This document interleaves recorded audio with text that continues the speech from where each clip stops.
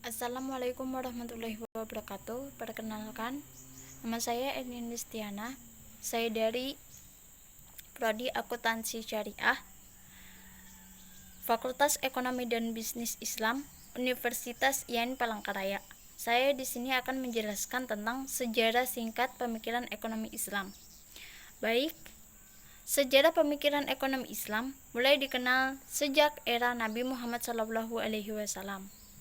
Dalam perkembangannya, mengalami puncak kejayaannya sejalan dengan puncak kejayaan peradaban Islam pada abad 6 Masehi hingga abad 13 Masehi. Kala itu, ekonomi Islam berkembang pesat, diterapkan di berbagai wilayah dunia, utamanya di bawah kepemimpinan Islam. Di Indonesia, sejak pemikiran ekonomi Islam hadir bersamaan dengan datangnya Islam itu sendiri ke Nusantara, yakni lewat para pedagang Arab, Persia, dan India. Kemudian sejarah pemikiran Islam di Nusantara mulai mengemuka saat munculnya SDI atau Syarikat Dagang Islam tahun 1912. Tujuan awal SDI untuk membela para perdagangan muslim lokal hadapi persaingan keturunan Cina di industri batik di Jawa Tengah. Kemudian SDI berubah menjadi SI atau Syarikat Islam tahun 1914, dipimpin oleh Djokroaminoto. SI lebih politis. SI lebih fokus melakukan perjuangan melawan Belanda di Indonesia dengan berbagai program selain ekonomi, yakni pendidikan pribumi, politik, dan aksi-aksi massa. Pada fase peletakan dasar ekonomi Islam sudah dimulai sejak era Nabi Muhammad SAW. Nabi Muhammad SAW adalah pedagang ulung dan jujur. Beliaulah yang mempraktikkan sekaligus meletakkan dasar ekonomi Islam pada awalnya berdasarkan tuntunan Allah Subhanahu wa Ta'ala melalui kitab suci Al-Quran.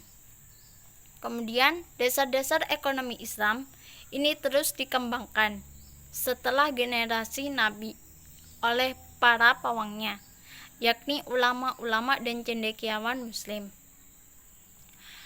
Ekonomi Islam menemukan dan momentum kejayaannya bersamaan dengan puncak kejayaan peradaban Islam pada abad 6 Masehi hingga abad 13 Masehi. Meski pada abad-abad selanjutnya mengalami pasang surut, namun kajian ilmu dan praktik ekonomi Islam terus dilakukan di berbagai belahan dunia hingga sekarang. Beberapa tokoh pemikir ekonomi Islam yang masyhur di tahun 731 sampai 798 Masehi misalnya adalah Abu Yusuf. Abu Yusuf kemudian dikenal sebagai tokoh pemikir ekonomi Islam yang meletakkan prinsip perpajakan di dunia. Beberapa abad kemudian, karya beliau dalam bidang perpajakan dianggap sebagai canon of taxation. Nama Al-Ghazali juga dikenal luas sebagai salah satu tokoh Islam terkemuka yang turut berkontribusi dalam bidang ekonomi Islam. Meski beliau dikenal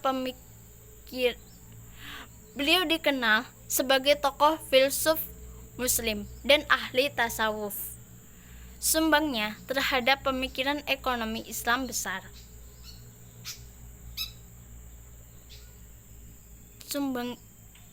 Sumbangsihnya terhadap pemikiran ekonomi Islam besar turut mewarnai khazanah keilmuan ekonomi untuk masa-masa mendatang. Selain itu, tokoh pemikir ekonomi Islam lainnya yang terkenal adalah Ibnu Taimiyah.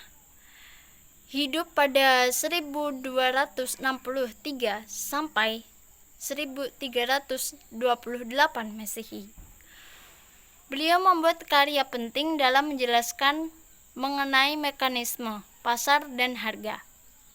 Selain dua tokoh ini, sebenarnya masih banyak tokoh pemikir ekonomi Islam yang sangat luar biasa.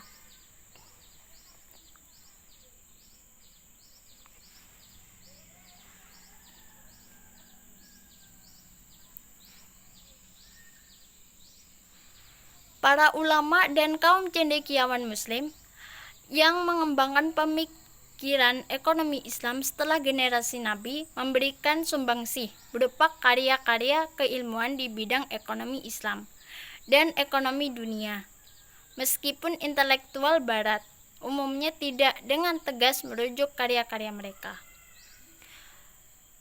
Hingga saat ini, ekonomi Islam mengalami fase stagnasi atau kemandekan, bahkan kemunduran. Penyebab kemundurannya adalah dikarenakan beberapa faktor, seperti great gap, yakni ketidaktegasan intelektual barat dalam merujuk karya-karya cendekiawan muslim tentang ilmu ekonomi. Selain itu, juga karena pemikiran ekonomi Islam redup akibat penjajahan. Di awal abad 19 dan 20, banyak negara-negara muslim hadapi tantangan politik dan sosial yang sangat berat. Mereka harus berjuang melawan dan lepaskan diri dari penjajahan. Fokus perjuangan negara penjajahan ini bukanlah tentang pokok ekonomi, tapi bagaimana cara merdeka lebih dulu. Situasi semacam ini, pemikiran yang timbul di bidang ekonomi yaitu mengenai cita-cita kemasyarakatan dan ideologi politik. Sekian penjelasan dari saya tentang sejarah pemikiran ekonomi Islam. Semoga bermanfaat. Bila ada kesalahan mohon dimaafkan. Wabillahi taufiq wal hidayah. Wassalamualaikum warahmatullahi wabarakatuh.